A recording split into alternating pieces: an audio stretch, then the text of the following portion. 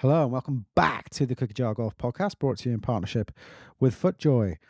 This is part 2 of our podcast on the idiosyncrasies and traditions of Augusta National.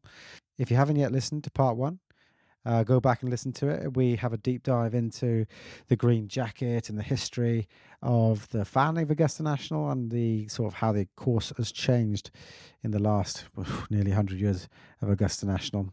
In part 2, we go into a bit more niche. We talk about the par 3 contest. We talk about bizarre rulings. We talk about the Champions Dinner, all sorts of things. So it's kind of a bit niche, but that's what we do, isn't it? Niche prevails. Sit back and enjoy. Watch this. No way.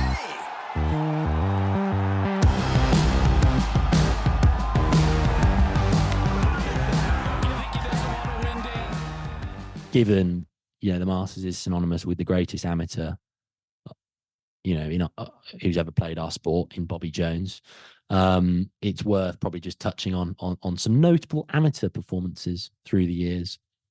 Tiger Woods, I think, is an interesting place to start. How do you reckon he got on in his debut in 1995, Mills? Now, I thought I was doing amateurs, so I started to research this before I abandoned ship. Yeah. And I did read it, but I have forgotten in my quest to try and ram it as much as I can. How did he do? He shot 5 over. Okay, did that make the cut? He did make the cut, but yeah, finished well down the pack. Did he get the silver medal that year? Oh, he put me on the spot there, and I should know that. I think he might have. He may have done. This was obviously when he was mid-tear with US amateurs, but it was it was kind of pretty unremarkable as a overall. He sort of shot 72, I believe, and then just sort of few strokes higher on the weekend. Whether he won the silvers.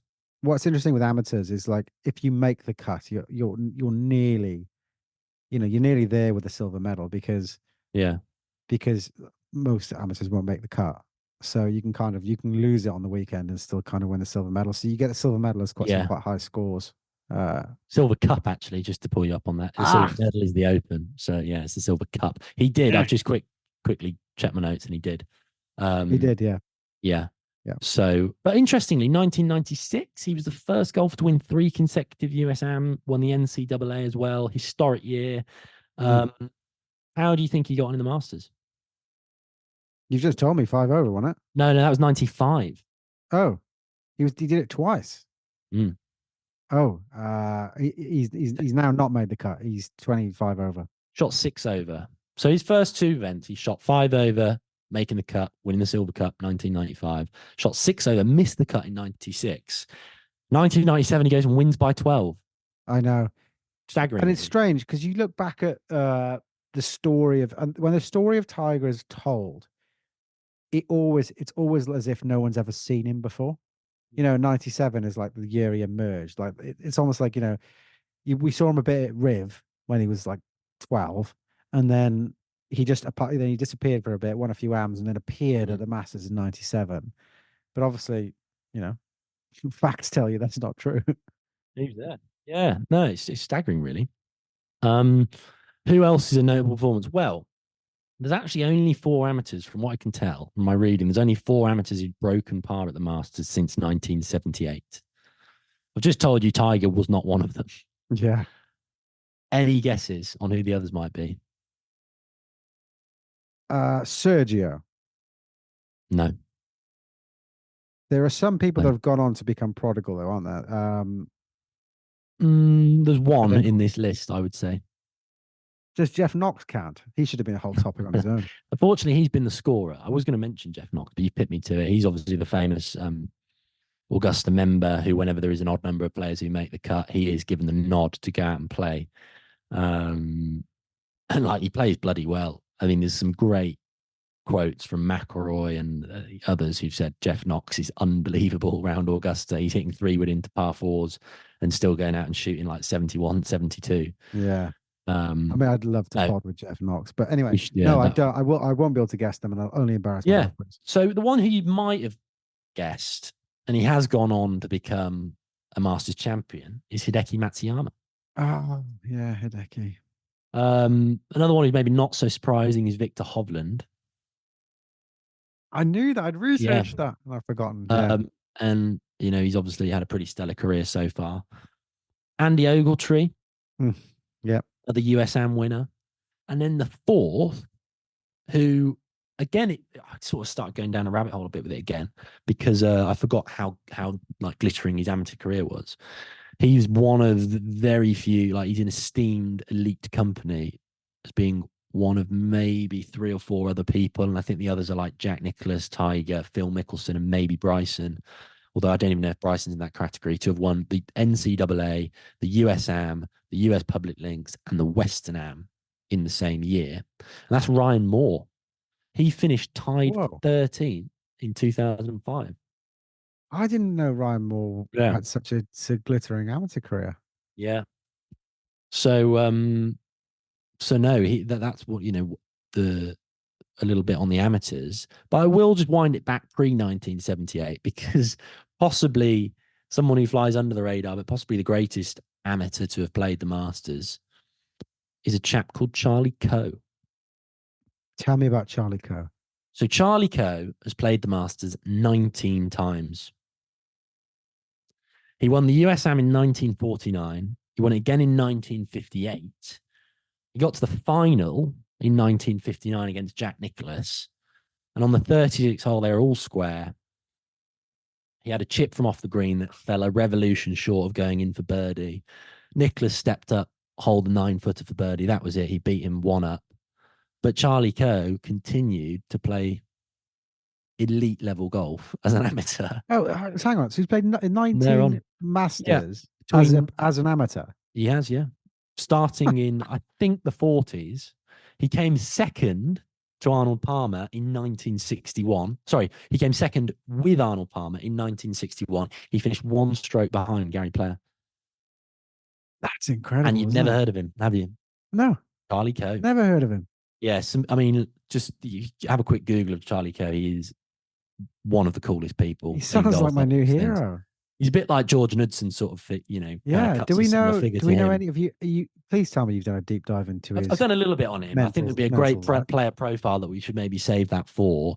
But essentially, he was married to the daughter of a big oil tycoon, Ward Merritt Inc., which is a big oil distribution company. And he basically is quoted as saying, I was told by my wife that if you think you're going to help me raise 3 kids living out a suitcase, then you can just forget it. I'm going to leave you now. So he never went into the professional ranks. And I guess it's a time, we've probably talked about another pod about Bobby Jones, about how the amateur game back then was seen as like the pure form of the game, and the professionals was seen as a bit vulgar, really. Yeah. And so I think Charlie Coe was a bit of that time where he just felt he'd stay an amateur. And you know what? I think he became a member of Augusta National in 1959. I'm bloody right. He deserves it as well. Just carried on doing his thing. But, it begs the question, if the green jacket came in for Sam Snead in the late 40s. 49, yeah. Charlie Coe presumably already had a green jacket when he became a member in 1959. So if he had one in 1961 and managed to pip Gary Player, what would it have been? Rocked up to the ceremony already in his jacket. Yeah. So there you go. He would have been correct me if I'm wrong, he would have been the only existing member. He probably is the only existing member to finish in the top 10. Yeah. Tricky one. Again, ties into that point what we mentioned earlier, where it wasn't seen as like this sort of elite institution that so many people wanted to be a member of that it is today. So I think I feel like Sam Snead and maybe a couple of other pros might have even been members back in the early days. Okay. I'm not entirely sure on that, but I feel like I've that goes in the pinch of salt, like the aforementioned pinch of salt category. Barrel of salt. Yeah. So that's a little bit on the amateurs. There is one other amateur, if you permit me to just mention a little bit about his performance, because I think it's quite a nice segue into the other topic I was going to talk about, which was rulings. And that is a chap called Guantian Lang. I might be butchering the pronunciation, but he's an amateur who played in the Masters in 2013, who made the cut, and he was 14 years of age. 14? Yeah. Where's he gone? He won the Asia Pacific Amateur that year to qualify. Made the cut at the Masters, and it's just not really heard much from him since, unfortunately. It just disappeared. Something to people think it might have had to do with the ban on anchoring that came in not long after. He's an extremely good putter. And I think he played practice rounds with Ben Crenshaw, who's obviously known as an absolute elite putter, who said how good his putting was, and obviously, made the cut, which was a hell of an achievement. Made more impressive by the fact he actually was assessed a one-stroke penalty in the second round for slow play. The late John Paramore gave him a warning 2 or 3 times, and then had to The infamous call a referee. penalty on him. That I thought would be a little segue into bizarre rulings, because Mr. Lang unfortunately was assessed a one-stroke penalty for slow play. Still made the cut. And what I think is quite funny here is that Tiger that year was doing quite well. He was hanging around the lead, and on Friday afternoon, he was asked, I believe, in his press conference, what did he make of this? Young 14-year-old, unbelievable talent, playing in his first Masters, presumably quite an overwhelming experience. I think the reporters were saying, well, this is a bit harsh, because no one really gets assessed slow play penalties. Ever. Do you ever? I really can't remember any slow play penalty, let alone at a major championship. No. Obviously last year. I don't think I've ever seen it. Yeah, so last year there was the infamous press conference with Koepka after. Rahm had won. Koepka was like, yeah, fair play to John, but it was just so brutally slow out there. Took 5 hours. Everyone was taking pot shots at Patrick Cantley, but nothing was done about it. And very, very rarely is anything done about slow play. But in this case, the young amateur was penalised. And Tiger Woods was asked about it in his press conference. He said, well, rules are rules. You have to, obey them. You've got to play quicker. But there's no real like hard and fast rule about slow play. It's kind of, well, it's 40 seconds to hit your shot. Yeah, 40 seconds to hit your shot, really. 40 seconds to hit your shot. Yeah, when it's your play to turn. I mean, everybody would be penalised. When it's your turn to play, you have 40 seconds to hit your shot. Is the thing. That can't be written down. That cannot be written down. I think it is. Everybody would be penalised. Yeah, it's 50 for the first person to play in the group, but I think 40 seconds. So it's not much, but as you say, it's never enforced. So people are thinking, there's this kid just being picked on. Tiger says rules are rules. What's amusing is later in that press conference, people asked Tiger about the shot he hit into the 15th hole. Yeah. That day, he hit a poor drive, laid up, 15th par 5 with obviously water short, hits a great wedge in. One hops, hits the flag, and then razzes back off the green into the water. And everyone says, God, that's terribly unlucky. What was going through your head there? And Tiger says, well, yeah, I hit a great shot. So I just took 2 yards further back and dropped the ball there and hit the same shot in again. And obviously I made my putt for bogey. Triggers a massive hoo-ha, because one of the USGA rule officials then calls in and says, whoa, hang on. Tiger has just admitted that he's dropped the ball in the wrong place. And the rule is you need to drop the ball as close as you possibly can to where you hit your shot from. The penalty for that would be disqualification, because Tiger's obviously finished his round. He's just been asked about, this young kid who's been assessed a one-shot penalty, and then literally just put his foot in it with a shot that he's hit. Triggers the rule controversy. So quite amusing. Just to finish off that little story, Tiger probably should have been disqualified under the letter of the law. He was quite close to the lead at that point. I think he only finished 4 shots behind Adam Scott in the end. It was the year that he beat Cabrera in a playoff. The tournament committee invoked a special rule, basically just saying they had the dispensation to decide otherwise, and just penalised him 2 shots instead of giving him a DQ. So 2013, a year of bizarre rulings at the Masters. So Tiger did get a 2-shot penalty. He did, but people would say really should have been disqualified. That was the argument. So mad. And I think it's crazy. I mean, maybe I didn't watch it, but crazy how you forget those things, isn't it? Yeah, there's another one that you might remember. 2009, a young Rory McIlroy, 19 years of age, I believe, was playing in the Masters. His first Masters. He turned pro the year before. He'd obviously had that great finish at the Open in 2007. Yeah. Turned pro shortly thereafter. Had a really good 2008. Wrapped up his European Tour card very quickly. Won in Dubai. Won the Dubai Desert Classic at the start of 2009. So he was playing like really, really well coming into it. I think Barry Player and others were lauding him as the next Tiger Woods, how unbelievably talented he was. Um, and after a pretty unremarkable first round, McIlroy just goes on a tear on the back nine during the second round in 2009. He gets within a few shots of the lead. He eagles the 13th, birdies the 14th. Sorry, birdies the 15th. He then four putts the 16th, Yeah. and he leaves a ball in the bunker on the 18th, en route to like a triple, which just drops him way down the leaderboard. And after he leaves the ball in the bunker, I don't know why I just vividly remember this because I was only like 14 and 15 at the time when I was watching it. But he left the ball in the bunker and there was a question mark over whether he kicked the sand and tested the surface, which would have been a DQ. Kicked it in rage. Yeah. Yeah. Because Yeah. he's still in the He bunker. left it in there and he's like, has he kicked the sand in rage? People were sort of looking at this on camera. Yeah, no one really know what to make of it. Anyway, McIlroy is probably pretty incensed at having got close to the lead and then just, he's just totally lost his head and had a really disappointing finish.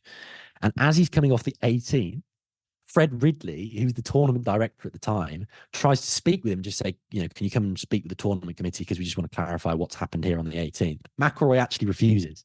He's so angry, he says, no, I don't need to come and speak to you. Walks off. I think he's interviewed about it or he's in a bit of a huff anyway. And the story goes that Fred Ridley calls him an hour later and says, I think it would be in your best interest to come and review the tape. It basically, if you want to carry on playing in this Wow. in this Masters, you need to come and meet the tournament committee, which he does. He goes and says, well, like I was just smoothing the sand over, like I wasn't frustrated or anything. I was just smoothing it over. And he's allowed to continue in the event and they accept his explanation. So another one that just randomly just sticks in the mind. It feels like Augusta does throw up a bizarre rule incident here and there. Like last year, there was the thing with Koepka's caddy and gesturing to Gary Woodland about what club they hit. And maybe there's something poetic about it in that the Bobby Jones was a lawyer and he famously called I don't know if you know this, have you heard this famous quote about when he should have won the US Open in 1925? And he called a shot penalty on himself. Yeah, he was in the thick rough. I think it was the first or second round. And he sort of, had a wedge over the ball and he inadvertently caused the ball to move. Anyway, he ended up losing in a playoff to Willie McFarlane, which is a situation he wouldn't have been in if he hadn't been assessed, he hadn't called that penalty on himself because no one could see it. Anyway, he's praised for his sportsmanship after, and everyone said that's, very sporting of you. No one knew. Obviously, it's cost you the tournament. To which Bobby Jones famously remarked, he said, you may as well praise a man for not robbing a bank. Yeah. So there's a little bit of a, I don't know, a bit of sort of poetic, I don't know, justice. And it's quite apt that, that you do get these bizarre rule incidents now and then that pop up at Augusta. I've just mentioned a couple of recent ones there. Probably, well, I think undoubtedly the most heinous incident of them all. Do you know which one I might say on this one, Mills? I do know of a rules incident at Augusta, but I wouldn't say it's heinous. So you're gonna have to enlighten me. Roberto Di Vincenzo. Now, won the Open at Hoylake. I Yep. didn't know he'd done anything naughty at Augusta. 1968, I believe. I think it's 1968. He was 45 years old. That was his birthday, was the final round. Turned 45. He goes out, he eagles the first hole. Fair. That's pretty impressive. Turns in 31 and shoots 65. Bob Golby, who's after him, thinks that he's got to face down DiVincenzo the next day in a playoff. But except he hasn't, because DiVincenzo has signed for the wrong score. His playing partner put him down for a 4 on the 17th, and he actually made it 3. I thought if you signed a card wrong in your detriment, I didn't think that mattered. No, he came second, but he signed for a higher score. Yeah. But Yeah. I thought the rules of golf, I think if you sign for a higher score, they accepted that. But if you sign for a lower score, you got like Yeah, but they accepted that his higher score, which was not a 65, it was a 66. oh So he right, they did missed out. accept it. So he missed out on a playoff. I think so. Yeah. Oh right, sorry, I missed missed the point. Yeah. Oh, that's savage. Savage, isn't it? To which DiVincenzo famously remarked, he was an Argentinian man.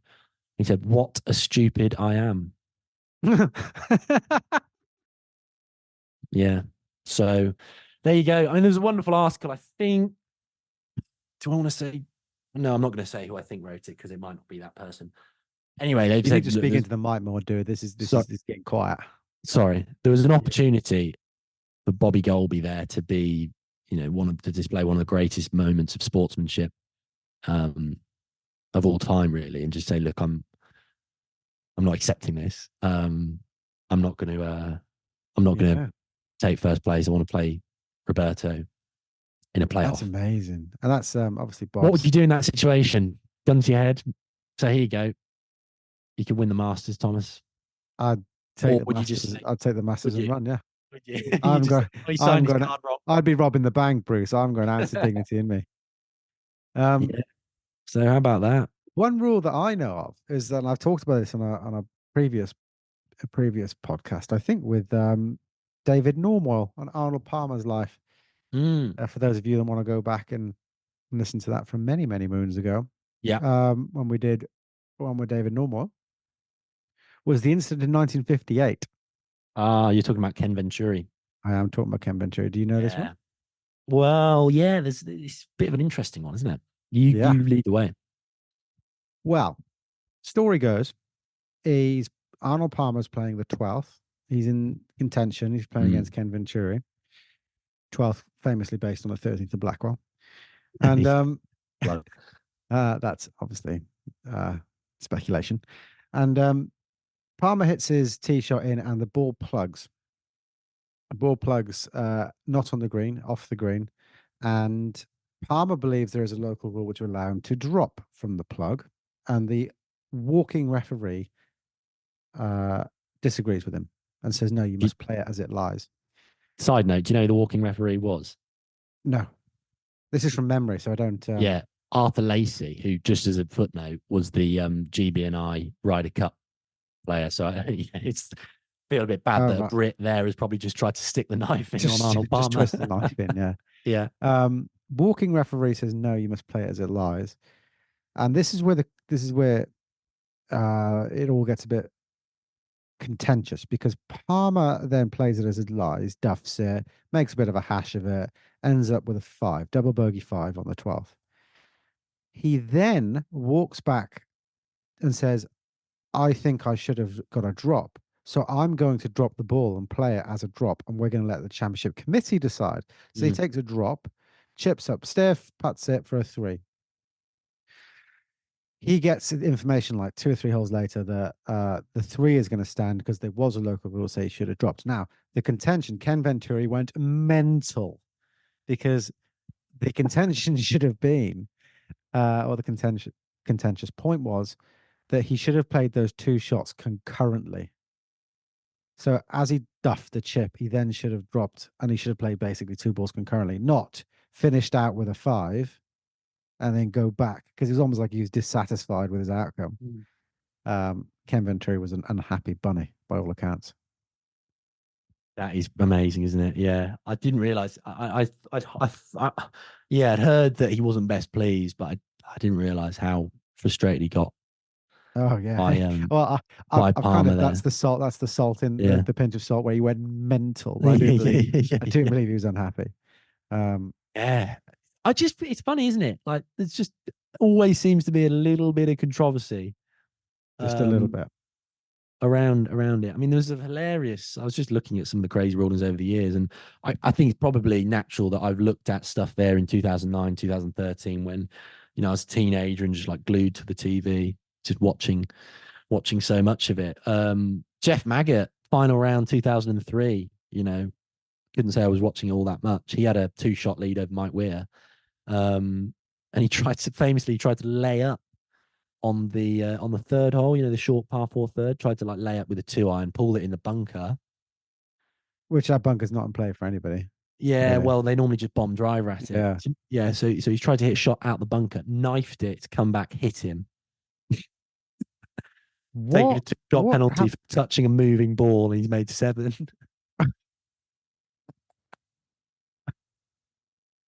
Yeah.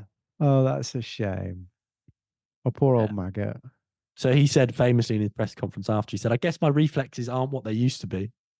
And actually, that wouldn't be a penalty under the new rules of golf. So there you go, poor Jeff Maggott. Oh, poor Jeff Maggot. Right, let's round this off then, Mills. Well, I've You've still got got 2 more topics, but par three. I feel like one of them's going to go in the bin. You've got par 3, I've got the par and 3 contest, which, I mean, look, let's just smash through that quickly because it's really not that interesting. Um, par 3 course was laid out by suggestion of Clifford Roberts. Took nearly 30 years to build. It was laid out by the same people who designed the main course. Well, sorry, the same people who landscaped the main course, which was the Olmsted Brothers landscaping firm. nice. Took the best part. 30 years. Pardon? 30 Yeah. years. Wow. I just don't think they bothered. Is what I'm reading from this, but the kind of it kind of opened up for play in 1958. Um, so I mean that would put it to 28. So it sounds like my research absolutely atrocious, doesn't it? Really, because that was before the before Augusta had even Yeah. started. So let's just put that one to the one side. Let's just walk past that. Let's just walk past that one for a bit. Maybe it's 13 years. Who knows? It started. The par 3 contest started in 1960, and it was then brought in on the Wednesday, the day before the Masters. It's invariably this touchy-feely, cuddly thing where people walk around with their wives and girlfriends and kids, and everyone has a giggle. There is the par 3 curse. Yes. Yeah. You know what the par 3 curse is, Bruce? No winner of the par 3 has gone on to win the main event, the Masters, have they? That's same year. Yeah, Same year. Yeah. in that year. So they don't. No one has ever won the par 3 tournament and then gone on to win the Masters 3 to 4 days later. Do you know if Tiger's even played the par 3 in the years that he's won, for example? I wonder if I some are don't just a think bit. he did. No, he's Yeah. never won the par 3. I know that because I looked it up. So in his big repertoire of stuff, Tiger's not won the par 3 tournament. There's been 54 different winners of the par 3 tournament. And do you know who's won it the most times? Luke Uh, Donald? Podrick Harrington. Interesting. He's won it in 2003, 2004. That's back to back for those of you who are interested, still paying attention. And 2012. Um, there have been 97 holes in one. Wow. Hole in ones. Holes in one. Yeah, yeah, good question. Hole Holes in in one. ones.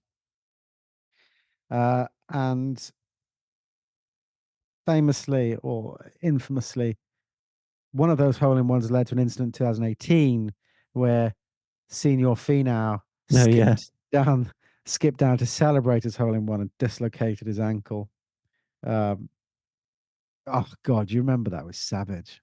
He was Yeah. facing the wrong way. He was facing upwards. Yeah. Was he wearing high tops or Yeah, did he he was, start yeah. wearing high tops after? I think he was wearing high. It was just Yeah. all. I just remember his facing the wrong way. But I mean, fair play to him. He actually did really well in the Masters after that. He finished at one point. He was briefly second for a while. Ended up finishing 10th. Tony Finau after just dislocating his ankle in 2018. Yeah, he went on a crazy run on the back 9 on Sunday, didn't he? Did he shoot like 64 or something?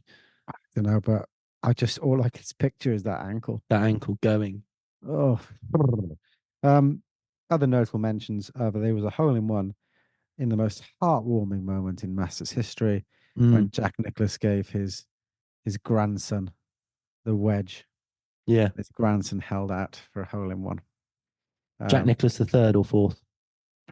Pass. What is Jack Jackie. Nicklaus? Is he I think there's one. Is he the second, the main one?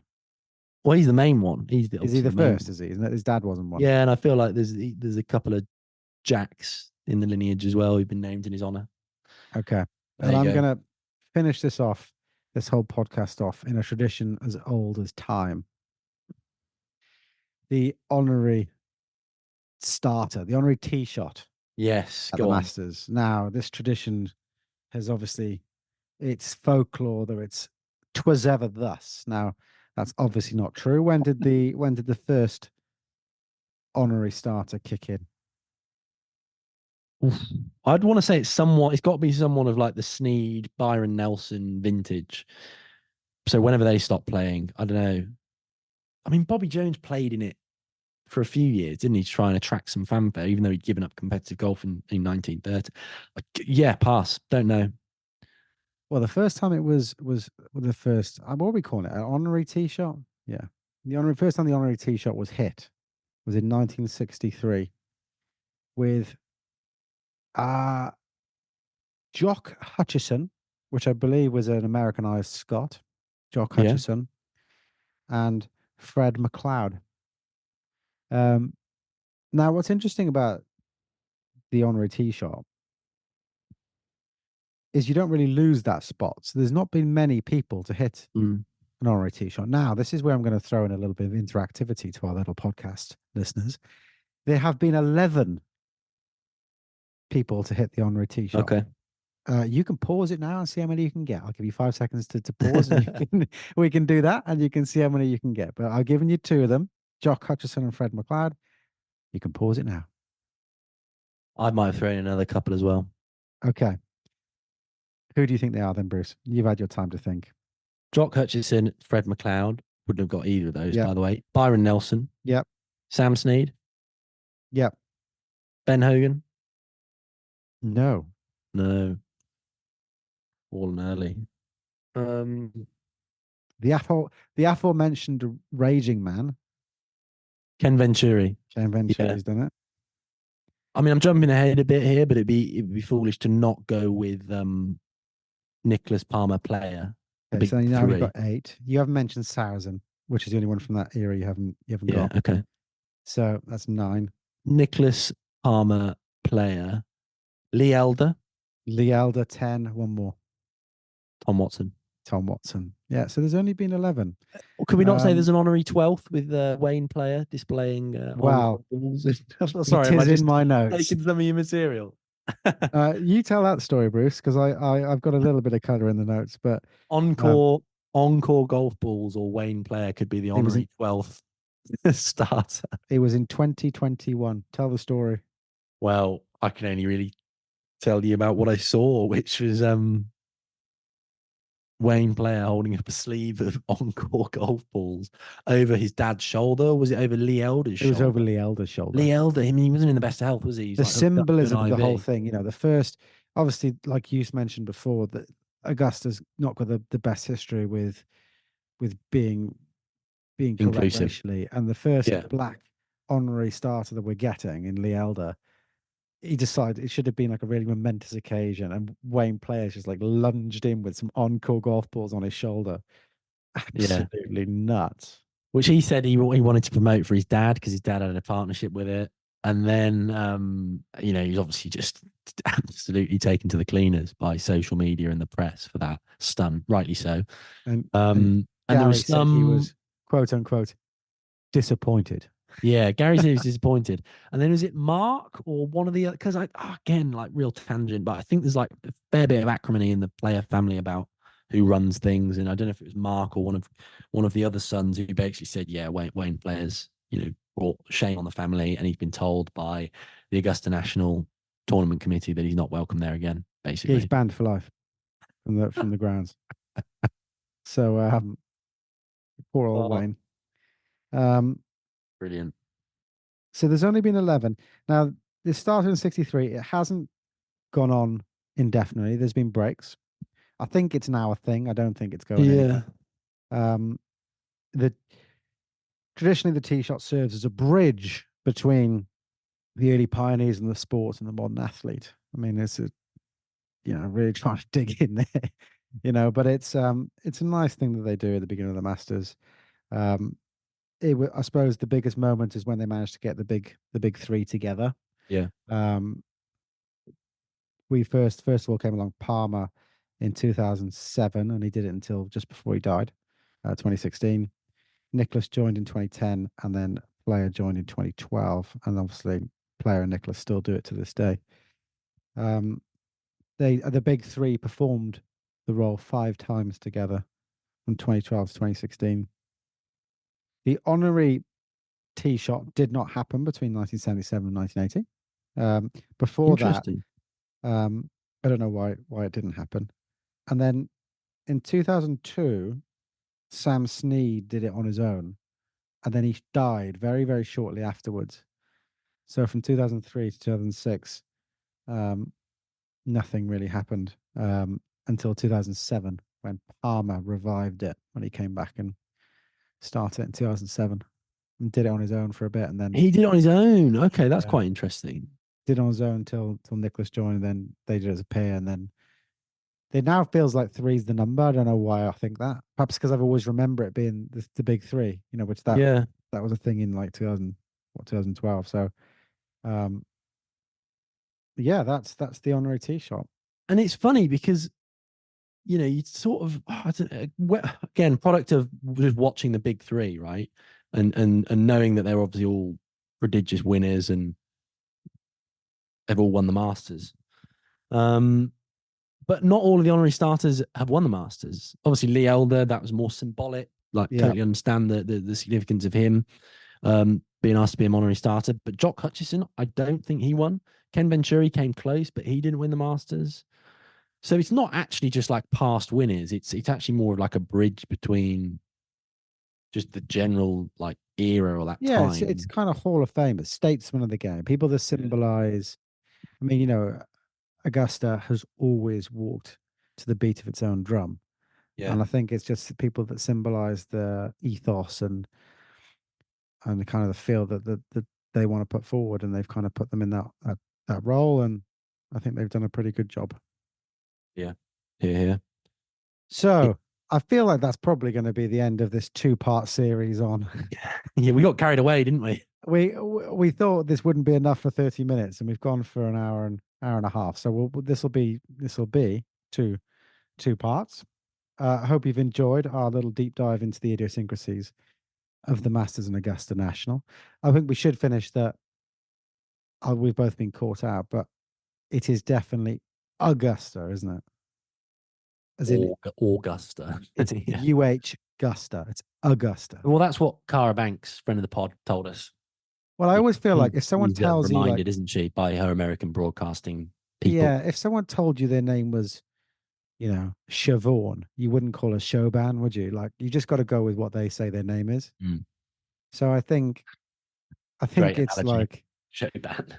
Shoban, yeah. So I think I'm gonna try my best. I find it really hard to not say Augusta, but I'm gonna try and say Augusta. So Yeah. Just keep laboring it like that as well. It's perfect. yeah, you've really got to fall from the vowel to the consonant. Augusta. Thank you very much for listening. I hope you've learned something new, and thank you very much for joining, Bruce. And until next time, We look forward to a tradition like no other, as they say on the Sky Sports broadcast. Yeah. Thank you very much for listening, and adios. yeah, nice. Watch this.